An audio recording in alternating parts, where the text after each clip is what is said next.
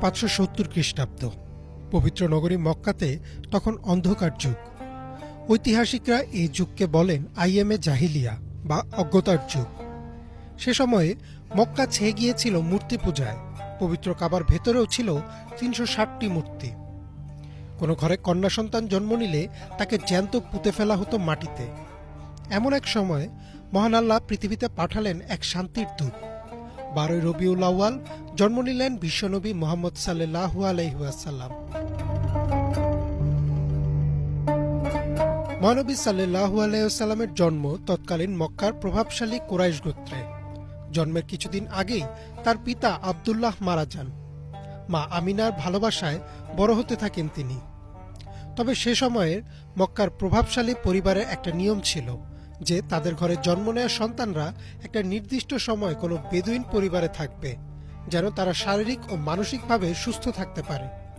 আর তাই জন্মের পরপরই শিশু মুহাম্মদ সাল্লাল্লাহু আলাইহি ওয়াসাল্লামকে দিয়ে দেওয়া হয় বেদুইন নারী হালিমার কাছে, যিনি পরম মমতায় দাইমা হিসেবে তাকে লালন পালন করতে থাকেন। বিশ্বনবী সাল্লাল্লাহু আলাইহি ওয়াসাল্লামের বয়স যখন 5 বছর, তখন তিনি ফিরে আসলেন তার মা আমিনার কাছে। তবে মাত্র 1 বছর পরেই তিনি হারালেন তার মাকেও। বাবা মা হারা শিশু মুহাম্মদকে কোলে তুলে নিলেন তার দাদা আব্দুল মোতালেব। প্রচণ্ড ভালোবাসা দিয়ে তিনি বড় করতে থাকেন বিশ্বনবীকে। কিন্তু 2 বছর পর তিনিও মারা যান। দাদার পর শিশু মুহাম্মদ সাল্লাল্লাহু আলাইহি ওয়াসাল্লামের দায়িত্ব নেন তার চাচা আবু তালিব। আবু তালিব ও তার স্ত্রী ফাতিমা নিজের সন্তানের মতোই ভালোবাসা দিয়ে বড় করতে লাগলেন বিশ্বনবী মুহাম্মদ সাল্লাল্লাহু আলাইহি ওয়াসাল্লামকে।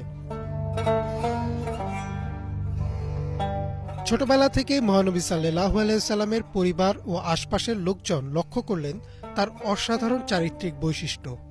নির্ভীক, সত্যতা, আমানত রক্ষাকারী, কঠোর পরিশ্রমী, ওয়াদা পালনকারী। অর্থাৎ একজন মানুষের মাঝে যত সুন্দর চারিত্রিক বৈশিষ্ট্য থাকা সম্ভব সবই খুব ছোটবেলা থেকেই তার মধ্যেও দেখা যায়। চাচা আবু তালিব ছিলেন ব্যবসায়ী। তার সাথে বিভিন্ন সফরে গিয়ে তিনি অল্প বয়সেই রপ্ত করে নিলেন ব্যবসা।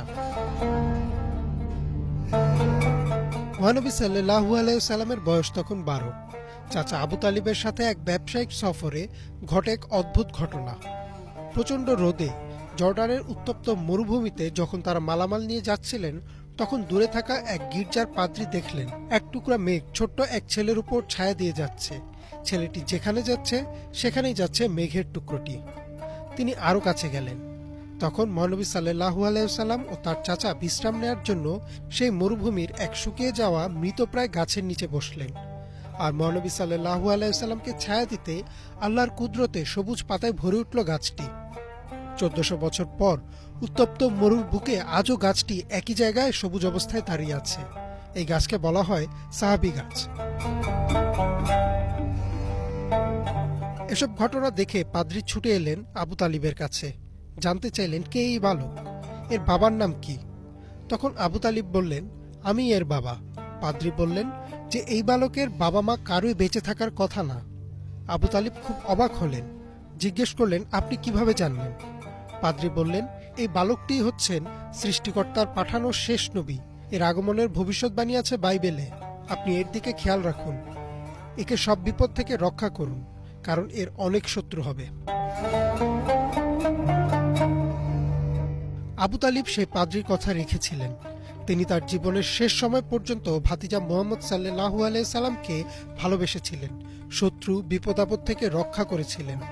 যদিও তিনি নিজে কখনো ইসলাম কবুল করেননি, কিন্তু তিনি যতদিন বেঁচে ছিলেন বিশ্বনবী সাল্লাল্লাহু আলাইহি সাল্লামের মাথার উপর ছাতার মতো দাঁড়িয়েছিলেন। ইমরান মাহমুদ, বাংলা ভিশন।